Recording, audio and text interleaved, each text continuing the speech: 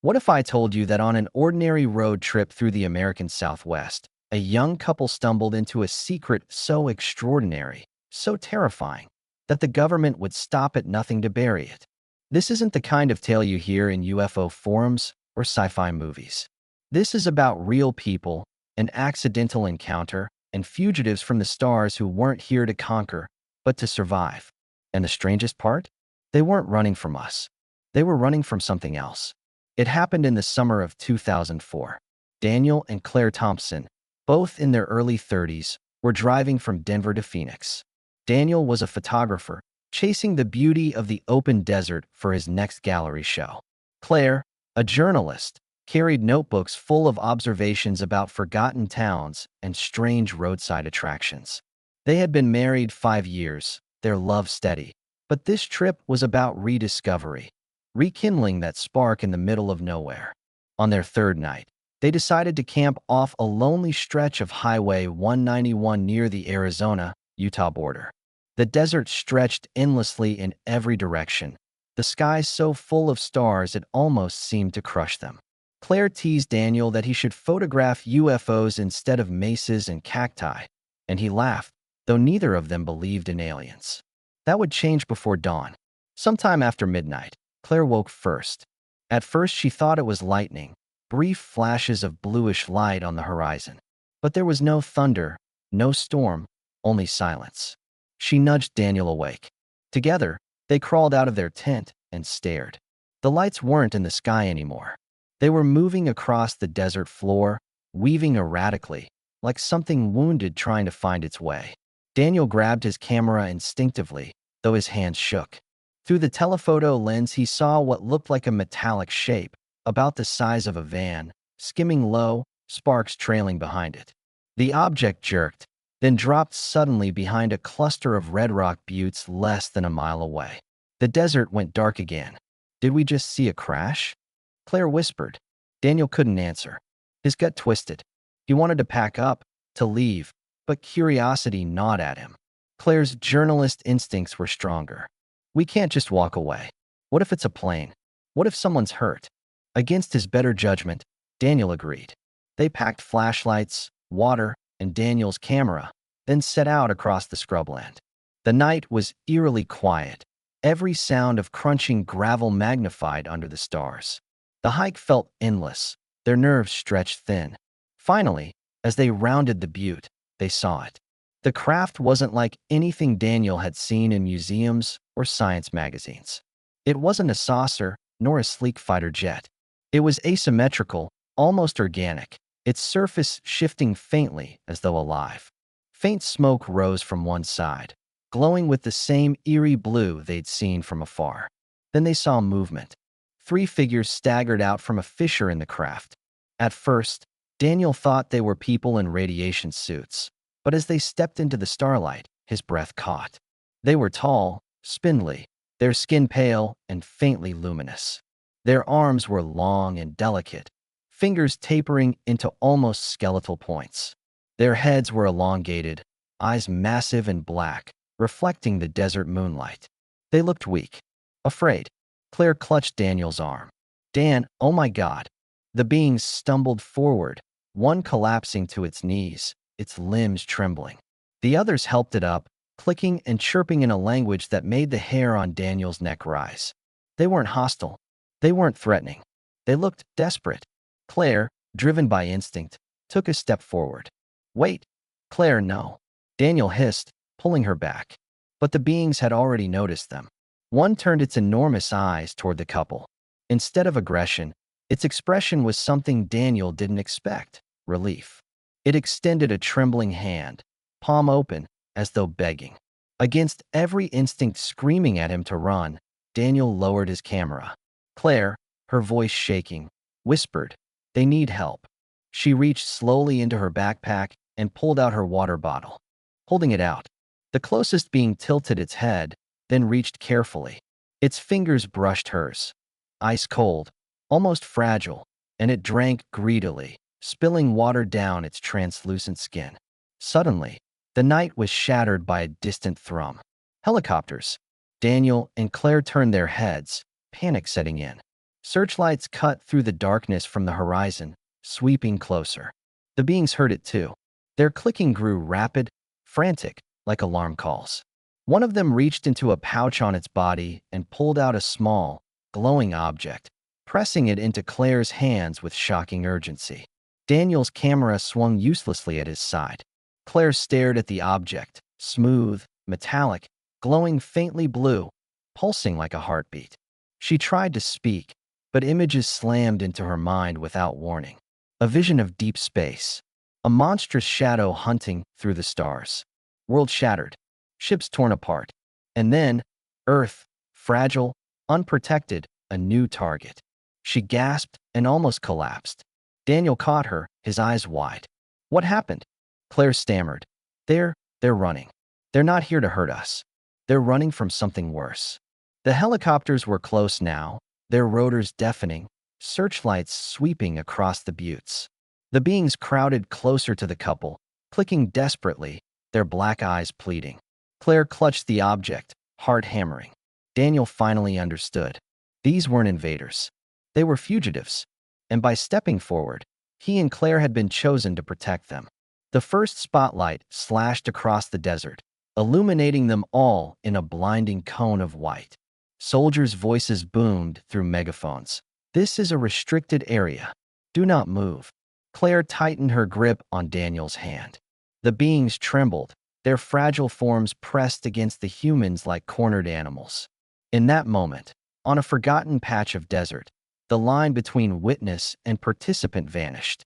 Daniel and Claire weren't just observers of something impossible. They were now part of it. And what they didn't know yet was that the object in Claire's hand carried more than visions. It carried the key to Earth's survival, or its destruction.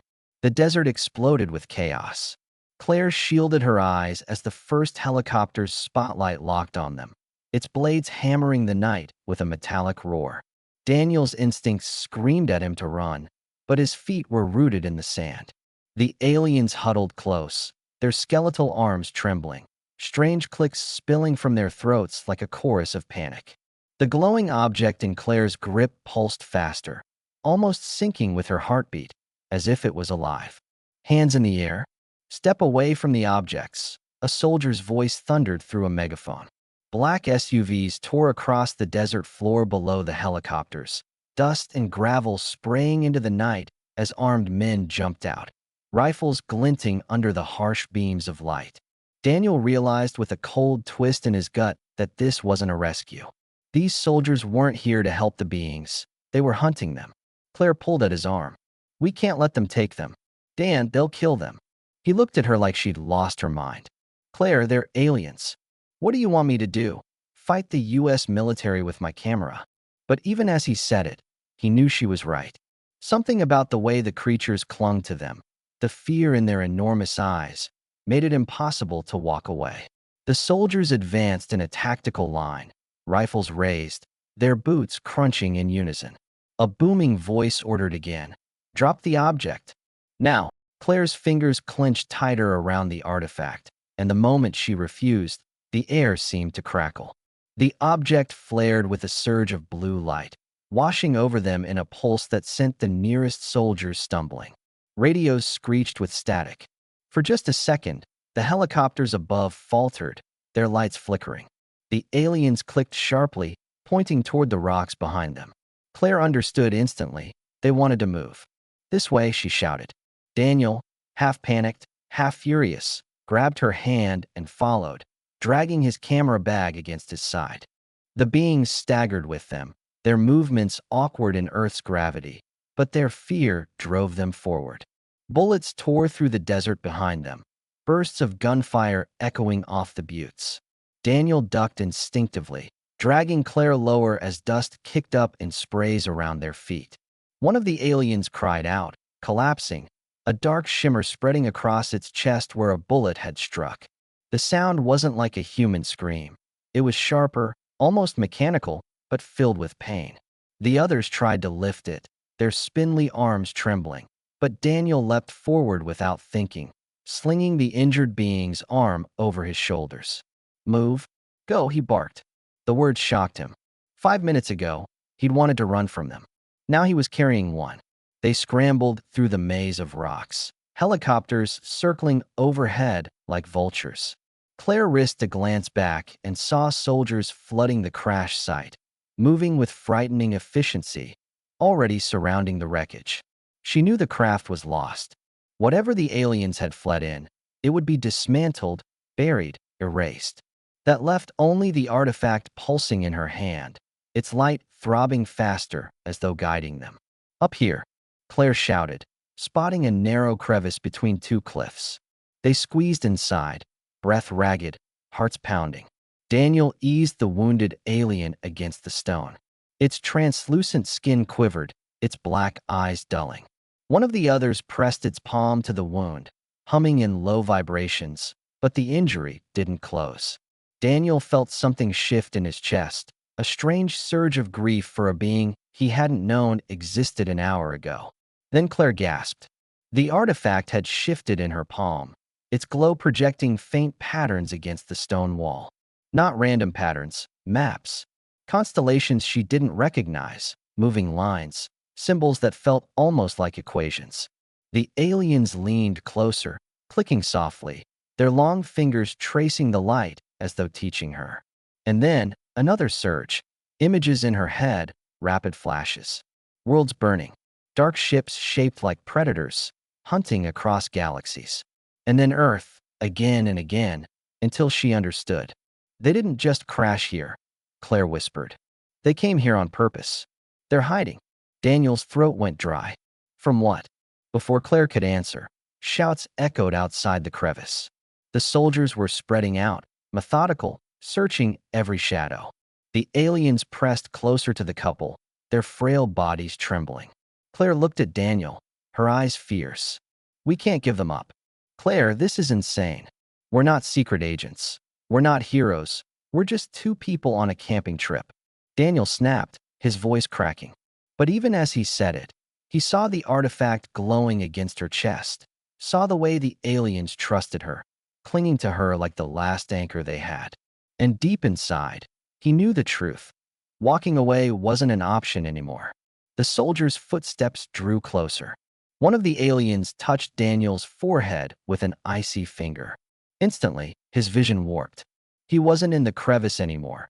He was floating in space, watching a black, insect-like fleet sweep across the stars, swallowing planets. He felt the weight of extinction, the terror of being hunted. When the vision snapped back, he was gasping, sweat pouring down his face. The alien's voice rasped directly in his head. Hunters. They come. Hide us. Or Earth falls. Daniel staggered, clutching the rock. Claire grabbed his hand. Now you know. Boots scraped against the rocks outside. Flashlights pierced the shadows, beams of white cutting closer. Claire stuffed the artifact into her backpack, zipping it shut, her heart hammering. The aliens crowded tighter, their fear like static in the air. Daniel glanced at them, then at his wife, then at the approaching soldiers. His voice trembled, but his resolve was set. Then we run. And we don't stop until we figure out what this thing is and why it's in our hands. The first soldier rounded the corner. Daniel didn't think. He shoved his shoulder into the man, knocking him off balance. Claire grabbed his arm, pulling him through the narrow exit. Gunfire erupted behind them, shouts ringing across the desert. The night became a blur of sand, bullets, and the pounding of their own feet as they fled into the vast, endless dark. Two humans carrying fugitives from the stars, and an artifact that could decide the fate of Earth. The desert was alive with chaos, spotlights slicing through the night, engines growling, radios crackling with clipped commands. Daniel and Claire ran until their lungs burned, dragging the fragile beings along, their legs sinking into sand and loose rock. Every few seconds the sky erupted with the strobing glare of helicopters sweeping the terrain. Bullets snapped past, some ricocheting off stone, others exploding tufts of dust at their feet. Claire felt the artifact throb violently against her chest inside the backpack. It wasn't just glowing anymore. It was pulsing in rhythm with their panic, as though responding to the danger. At times, she swore she heard faint whispers in her mind. Not words exactly, but suggestions. Turn here, hide there, run faster. She followed without question, pulling Daniel with her, and miraculously, the helicopters always seemed to sweep just past them, missing by mere seconds. They reached a dry ravine, its steep sides shadowed from the moonlight. Daniel half fell into it, dragging the wounded alien beside him. Claire scrambled down after, motioning for the others to crouch low. The sound of boots grew distant, soldiers sweeping the wrong direction. For a moment, silence returned, broken only by the ragged panting of humans and aliens alike.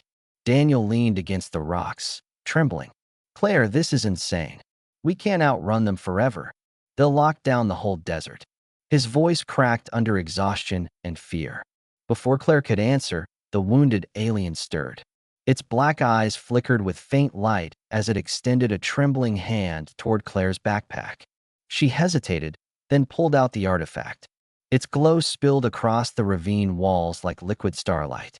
The alien pressed its long fingers to the object, and immediately the glow expanded, creating a faint dome of blue light that enveloped all of them. Daniel blinked. The sound of helicopters dulled, as though muffled by thick glass. Even the sweeping searchlights seemed to distort, bending around their hiding place. The soldiers were still near, but their shouts and footsteps grew confused. Radios crackled with static. Negative visual, scanning again. Claire's mouth went dry. It's shielding us. Daniel stared at the shimmering dome, his photographer's mind desperate to capture it. Yet his instincts screamed not to lift his camera, not to make a sound. The aliens were weak, trembling, their bodies dimming, but their technology was still alive, still fighting to protect them. Minutes stretched into an eternity. Finally, the helicopters drifted farther, searchlights slicing in the opposite direction. Soldiers' voices faded into the distance. When the last hum of engines disappeared, the dome flickered and collapsed, plunging them back into silence under the stars. The wounded alien slumped heavily against Daniel, its energy spent. Claire pressed her hand to its cold skin, whispering, "Thank you."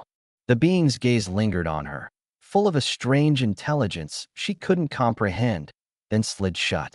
For a heart-stopping moment, she thought it had died. But the faintest tremor of breath remained. Daniel exhaled hard, trying to steady his shaking hands. "We need to leave this ravine before they sweep back. We need a plan." But Claire wasn't listening. The artifact pulsed again, stronger this time, flooding her vision with another surge of images.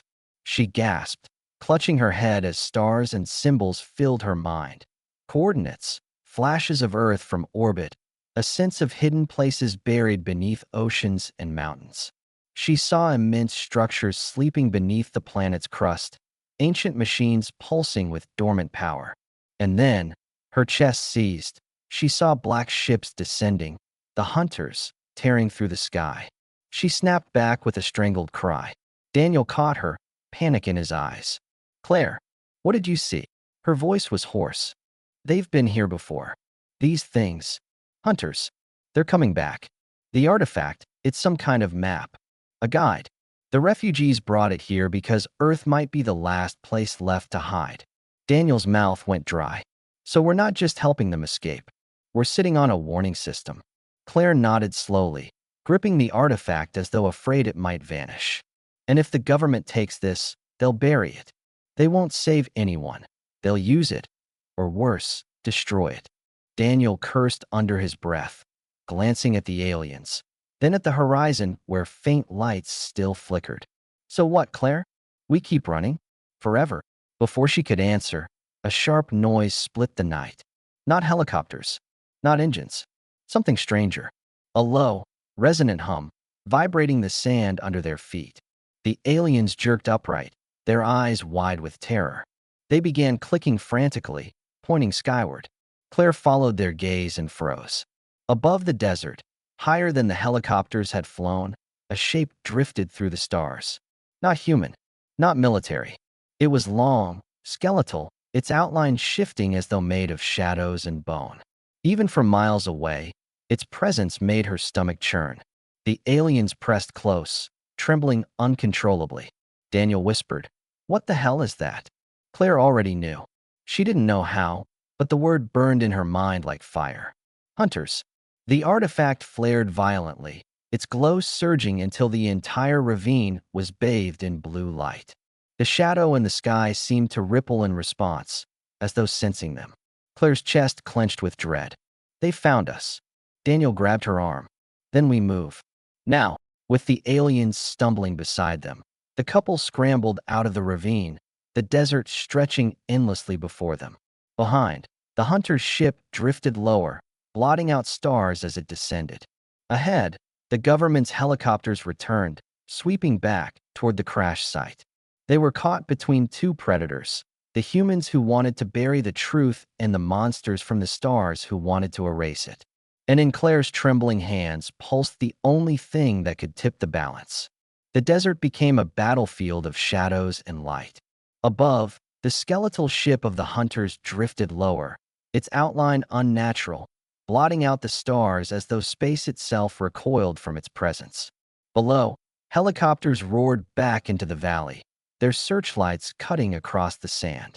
Between them stood Daniel and Claire, clutching the weakened aliens and the artifact that pulsed with frantic energy, as if aware that the final choice was near.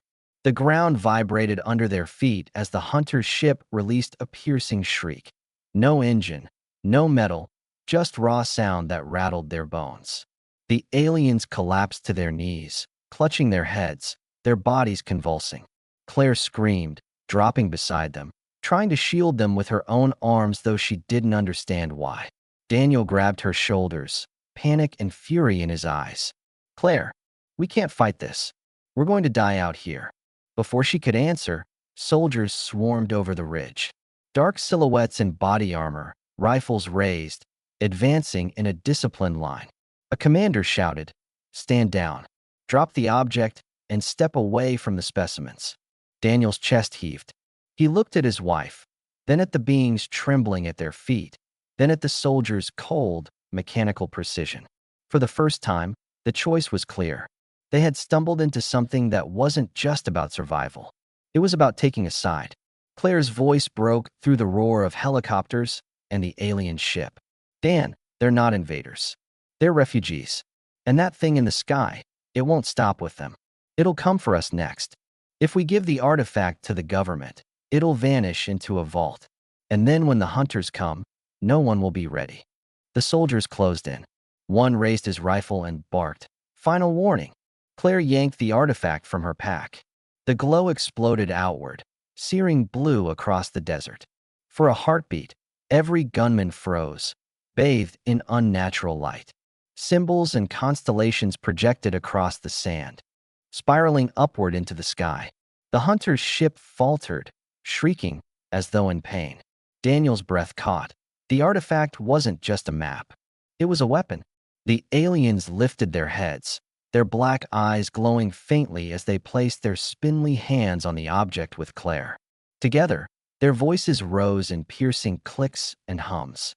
The artifact blazed brighter, the symbols aligning into a single point that shot a beam of pure light upward, striking the underside of the hunter's vessel. The ship convulsed, rippling like a wounded animal. A sound like tearing metal and bone echoed across the desert as chunks of the shadowy craft disintegrated into ash, scattering across the night sky.